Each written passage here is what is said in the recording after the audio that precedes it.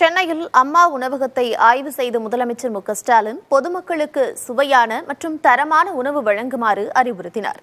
மேலும் சென்னையில் இருக்கும் அம்மா உணவகங்களை மேம்படுத்திட 21 கோடி ரூபாய் ஒதுக்கி உத்தரவிட்டுள்ளார். முன்னாள் முதலமைச்சர் ஜெயலலிதா கொண்டு வந்த அம்மா உணவகம் திட்டத்தை தற்போதைய அரசு முடக்கியிருப்பதாக அதிமுக தரப்பில் குற்றம் சாட்டப்பட்டு வருகிறது. இந்நிலையில் சென்னை மாநகராட்சியின் 122வது வார்டில் தேனாம்பேட்டை பகுதியில் இயங்கி வரும் அம்மா உணவகத்திற்கு சென்று முதலமைச்சர் மு.க.ஸ்டாலின் பார்வையிட்டார்.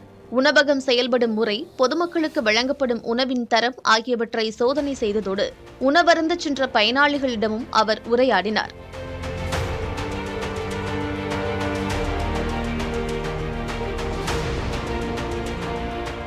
அம்மா உணவகங்களை தொடர்ந்து சிறப்பாக நடத்த உத்தரவிட்ட முதலமைச்சர் சமையலறை மற்றும் உணவு கூடத்தை தூய்மையாக பராமரிக்கவும், சுவையான மற்றும் தரமான உணவை தயாரித்து வழங்கவும் அறிவுறுத்தினார்.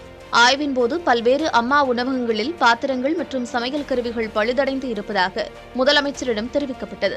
இதனையடுத்து புதிய பாத்திரங்கள் மற்றும் சமையல் கருவிகளை வாங்க 7 கோடி ரூபாயும், அம்மா உணவகங்களை புனரமைக்க 14 கோடி ரூபாயும் ஒதுக்கி முதலமைச்சர் மு.க.ஸ்டாலின் உத்தரவிட்டார்.